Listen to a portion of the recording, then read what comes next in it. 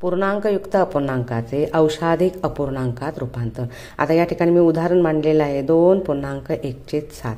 आता पूर्णांकयुक्त अपूर्णांकाचे औषाधिक अपूर्णांकात रूपांतर करताना छेदाने पूर्णांकाला गुणावे व त्यात अंश मिळवावा आणि येणारी बेरीज अंशस्थानी ठेवून पूर्वीचा छेद तसाच कायम ठेवावा। आता या ठिकाणी मी लिहून ठेवलं तसं मी तुम्हाला या ठिकाणी करून दाखवते। 2.1/7 हेच उदाहरण मी या ठिकाणी लिहिते। 2.1/7 बरोबर छेदाने पूर्ण संख्येला गुणायचं। छेद किती आहे? 7 आहे। मग 7 गुणिले 2 छेद अधिक अंश छेद तसाच ठेवायचा आहे 7 बरोबर। आता उदाहरण सोडूया। 7ने 2ला गुणूया। 7 दुने 14 अधिक 1 छेद तसाच ठेवायचा आहे 7 म्हणून 14 अधिक 1 बरोबर 15/7। औषाधिक अपूर्णांक तयार झालेला आहे। हा पूर्णांकयुक्त अपूर्णांक आहे आणि हा त्याचा औषाधिक अपूर्णांक तयार झालेला आहे। आता या ठिकाणी दुसरं उदाहरण आहे 12.4/7 छेदाने पूर्ण संख्येला गुणायचं। आता या ठिकाणी तेच उदाहरण मी मांडते। 12.4/7 बरोबर 7 गुणिले 12 अधिक 4 छेद तसा ठेवूया 7। 22 7 84 अधिक 4 88 छेद तसाच ठेवायचा आहे। म्हणून 12.4/7चा पूर्णांकयुक्त अपूर्णांकाचा औषाधिक अपूर्णांक तयार झालेला आहे 88/7। आता तिसरी उदाहरण आहे 2.4/8 ते उदाहरण मी या ठिकाणी लिहिते। 2.4/8 छेदाने पूर्ण संख्येला गुणूया। 8 गुणिले 2 अधिक अंश त्याच्यामध्ये मिळवायचा अधिक 4 छेद तसा ठेवायचा आहे 8 बरोबर 8 दुने 16 अधिक 4 20 छेद तसा ठेवलेला आहे 8 म्हणजे 2.4/8 या पूर्णांकयुक्त अपूर्णांकाचा औषाधिक अपूर्णांक तयार झालेला आहे 20/8।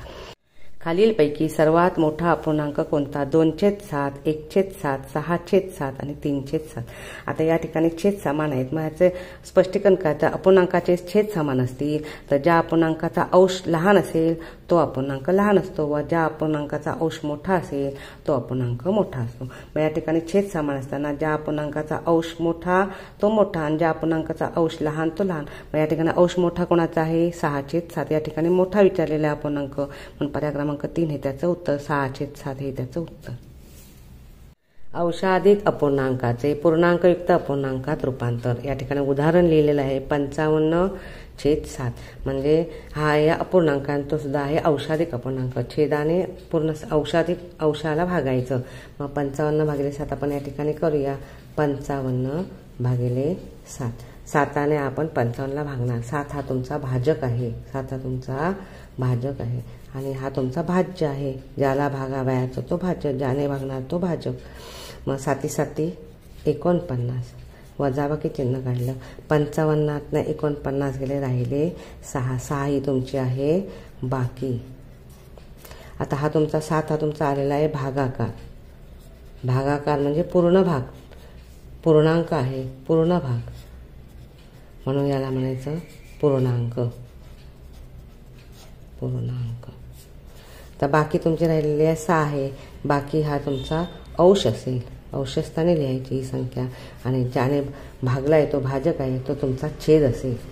7 हा तुमचा छेद आहे म्हणून या ठिकाणी पूर्णांकयुक्त अपूर्णांक काय तयार झाला? 7.6/7 म्हणून 55/7चा पूर्णांकयुक्त अपूर्णांक 7.6/7।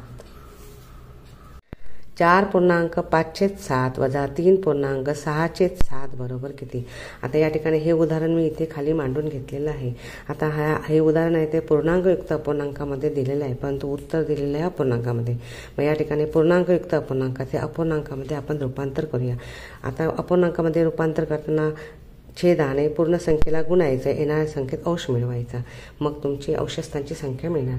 मग आपण गुणाकार करूया। 7 गुणिले 4 अधिक 5 छेद तसाच ठेवायचा आहे छेद 7 वजा तसं पुढचं 7 गुणिले 3 अधिक 6 छेद तसाच ठेवायचा आहे। पण आता उत्तर काय येईल? 7ने 4ला गुणले 7 चौक 28, 28 अधिक 5 बरोबर 33 छेद 7 वजा 7 त्रिका 21, 21 अधिक 6 27 वजा 27/7. पुन्हा आता वजाबाई करा. 33 27 गेले, राहिले 6. छेद समान आहे म्हणून छेद तसा ठेवा. 6/7 म्हणून पर्याय क्रमांक 2 हे त्याचं उत्तर.